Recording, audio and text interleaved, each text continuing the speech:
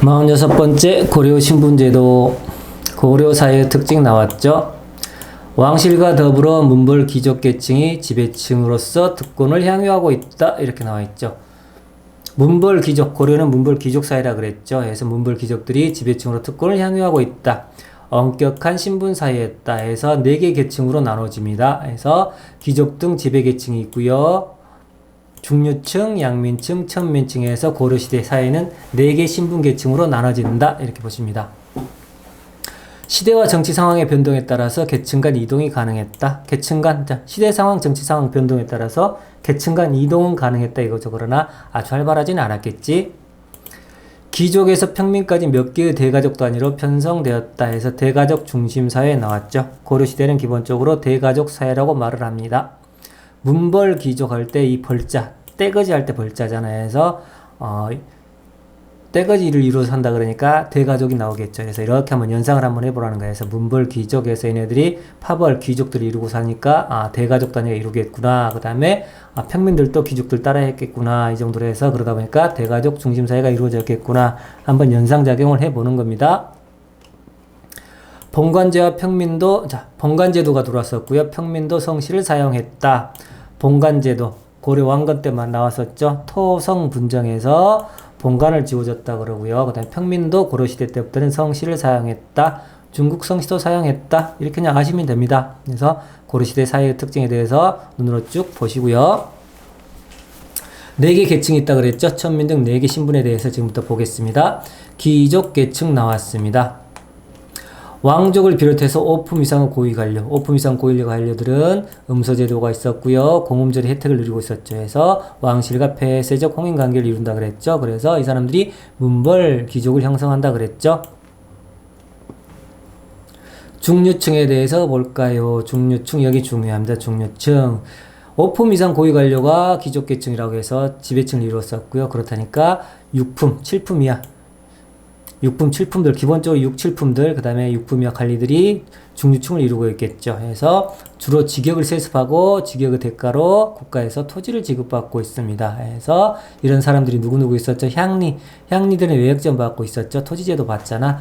군반 시족들, 2군, 6위 군인들은 군인전을 받고 있었죠. 해서 주로 직역을 세습했다 그랬죠. 향리나 군반 시족들은 주로 직역을 세습했었고 직역의 대가로 국가에서 토지를 지급받고 있었죠. 대표적인 중류층입니다. 그렇다면 지방의 시행정실무를 보는 사람은 향리야. 중앙에서 그럼 중앙행정실무를 봐야 되잖아. 중앙관청 행정실무를 서리가 본다고 그런다. 서리. 그래서 중앙관청의 행정실무는 서리. 중앙관청 말고 궁중 있죠. 궁에서도 실무를 담당하는 사람이 있을 거 아니야. 그래서 남반. 그래서 서행중 남궁에서 서행하는 놈은 남아라. 남궁 남아라. 이렇게 서행중 남궁에서 한꺼번에 외워주시기 바래요. 남반, 특히 남반 고려시대 때 나왔잖아요. 잘 보시라 이거죠. 서행중 남군에서 궁중에서 실무를 담당한 사람 중류층으로 남반. 자 보자. 그래서 향리도 봤었고 군반시족도 봤었고 중앙관청에서 행정실무, 궁중에서 행정실무. 그렇다면 조금 각 관청에서 말단 잡일하는 놈들이 있을 거 아니야. 잡일했던 사람. 그래서 각 관청은 말단 이속들 말단 관리들이라는 거야. 관리할 때 리자잖아. 말단 관리들 해서 이거고 잡류라 그랬다. 잡류. 그 다음에 기술관 나왔고요. 영리. 기술관들은 기본적으로 과거제도에서 기술관들 뽑아 썼다 그랬죠. 기술관 나왔고요. 그 다음에 영리. 역. 말 그대로 우리가 지금 현재 사용하는 역이란 말이에요. 역에서 지방역의 관리를 말합니다. 지방관 양리. 지방의 역 관리 등을 통해서 중류층을 형성하고 있었다. 특히 호족 출신의 향리 중에서 호장, 부호장이란 게 말이 나오죠. 호장, 부호장은 향리 중에서 짱, 부호장은 넘버 2 이렇게 말을 한다 그랬죠. 얘네들은 실질적인 지방의 지배 계층이라 그랬죠. 그래서 하위 향리층과는 구별된다. 이런 표현이 맞는 표현으로 봐주시면 되겠습니다. 양민계층 봅니다. 양민계층. 고려시대 때 양민계층. 해서 농민, 기본적으로 농민이 있고요. 농민 중에 백정이 있다고 그랬죠. 백정들은 농민 중에서 군역의 의무를 지지 않는 사람들 백정이라고 그랬습니다. 그 다음에 상인 수공업자. 상인들, 상업하는 사람들, 수공업자. 물건 만드는 사람, 손으로 물건 만드는 사람들. 그 다음에 향소부공민들. 이건 기본적으로 다 양민으로 봅니다. 그 다음에 역가진. 역가진에서 근무하는 사람. 역 말 그대로 있잖아요. 역가진에서 거주하는 사람들. 사람들 봐. 육로 수로에서 교통에 종사하는 사람들. 그래서 이 사람들은 기본적으로 양민으로 봅니다. 자, 양민의 대다수는 농민이다. 양민의 대다수는 농민이고요. 그 중에 백정은 특별한 직역을 부담하지 않는다는 의미에서 백정이라 그랬다. 이렇게 말을 합니다. 농민들은 기본적으로 조세, 공납, 요금 부과 대상이라 그랬죠. 백정은 이 중에 군역을 부과하지 않는다 그랬습니다. 법제적으로 과거응시에 제한이 없었다. 양민 중에 방금 전에 농민을 봤었고요. 상인 수공업자 봅니다. 양민 중에 상인 수공업자 봅니다.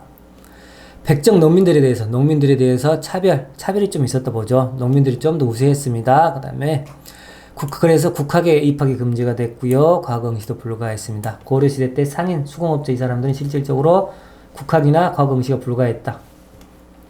향소부국민들도 특별한 제한이 가해진다 그랬죠. 그래서 이 사람들은 세금 부담, 향소부국민은 농민에 비해서 세금이 부담이 있었고요. 더 많은 세금 부담이 있었고 거주 이전에 제한이 있었다 그랬죠. 과거 시험도 못 봤고요. 성균관 입학이 제한된다 그랬습니다. 승려도 될 수가 없어요. 승려 고려시대 때는 특별한 직업이라 그랬죠. 특별 취급받는다 그랬죠.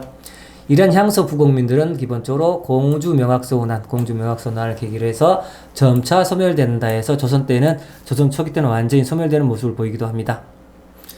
소멸됩니다. 보이기도 하는 게 아니라 조선 초기 때는 완전히 소멸됩니다. 자, 향소 부국 중에서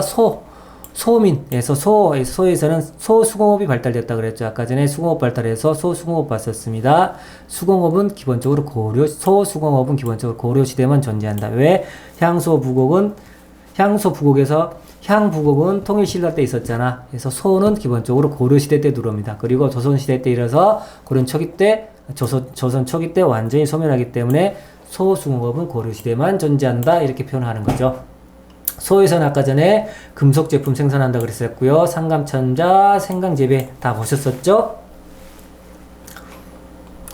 이러한 향소부국은 기본적으로 국가에 공을 세우거나 포상 등 해서 군현으로 승격하기도 합니다. 공주명학선언을 계기로 해서 충승현으로 승격했다가 다시 하락하기도 하죠. 그 다음에 충주 다인철서 이쪽은 몽고 침입 때 공을 세웠잖아요. 해서 익안현으로 승격하기도 했었습니다. 일반 군현민들이 반란을 일으킨 경우에 집단적으로 처벌하여서 부국 등으로 강등하기도 했다. 이 표현 맞습니다. 그래서 이러한 향소부국은 조선시대 때, 조선 초기 때 모두 일반 군현으로 승격하였다. 다 소멸되었다. 양민 중에 양수척이라는 거 봅니다. 양수척 나왔죠. 그래서 양수척은 화제, 여자. 보자. 양이라는 뜻을 떠날 때 무슨 양은 여자를 뜻하잖아. 여자가 딱 나타나면 화제의 주인공 여자들이 많아. 그죠? 그래서 이러한 양수척은 화척과 제인으로 분화됐다. 이렇게 했을 때 화제 이름입니다. 여자들이 등장했을 때는 화제를 이루잖아요. 그래서 화척과 제인으로 분화됐다. 양수척. 그래서 무슨 양 할 때 여자잖아. 그래서 여진이 나오고 여자가 등장했을 때는 화제의 인물에서 화척과 제인으로 분화됐다. 다시 한번 양수척이 뭘로 분화됐다? 화척과 제인으로 분화됐다. 이렇게 하는 겁니다. 제주가 많다 그래. 제주제자죠. 해서 제주가 많다 그래서 광대나 말 그대로 광대들 기본적으로 천인들이잖아.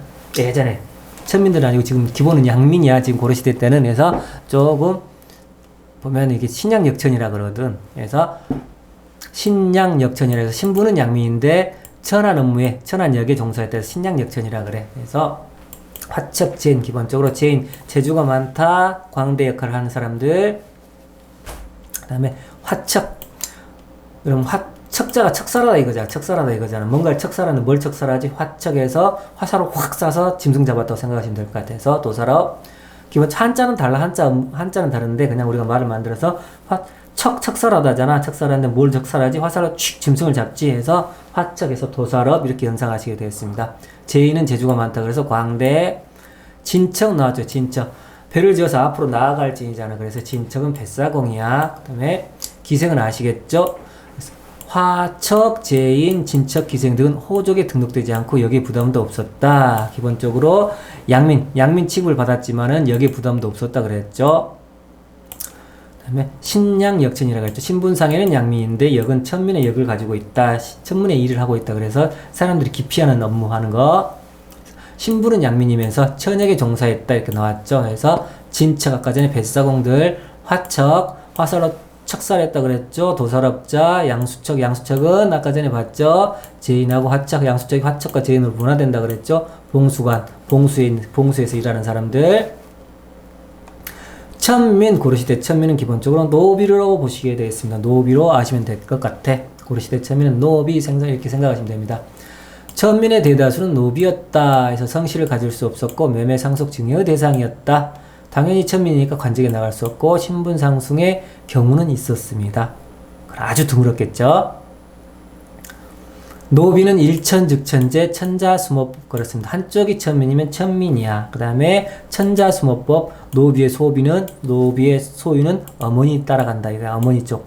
일천즉천제 엄마나 아버지 중에 한 명이 천민이면 천민으로 간다. 노비가 된다 이거지. 그 다음에 천자수모법 노비의 자식들은 엄마를 따라간다는 거. 엄마의 소유야. 그래서 실질적으로 노비 중에 여자 노비가 더 값어치가 있겠죠. 애를 낳으면 전부 다 엄마 쪽 소유가 되니까, 그지? 그래서 공노비가 있을 거고 사노비가 있겠죠. 노비에는 공노비, 사노비가 있겠습니다.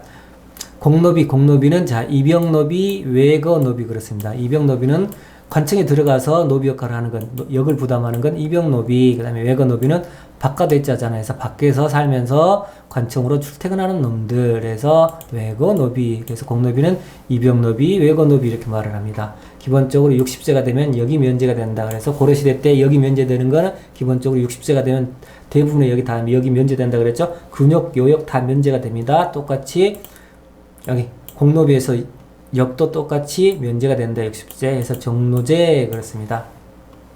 산업인은 똑같이 외거노비가 있고 같이 사는 사람은 함께 산다 그래서 솔고한다 그래. 솔고 주인하고 함께 사는 걸 보고 솔고한다 그러거든. 그래서 솔고노비 주인과 같이 사는 걸 솔고라 그래. 한자로 해서 솔고노비 이렇게 말하는 데서 산업인은 솔고노비 외거노비 이렇게 하는 거죠.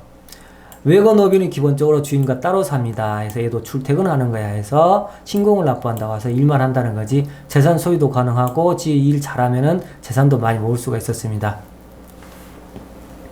자, 별도 경제적으로는 양인 백정과 비슷한 독립생활을 영위했다는 거죠. 그렇죠. 밖에서 출퇴근하니까. 그다음에 재산을 모아서 양인으로 승격하는 경우도 있었다. 이제 신분 이동이 있을 가능성이 있다 이거죠. 그래서 노비는 주인 호족에 등록되어 관리가 되었다. 기본적으로 그러나 노비들은 주인 호족에 등록되어 관리가 됨이 원칙이다.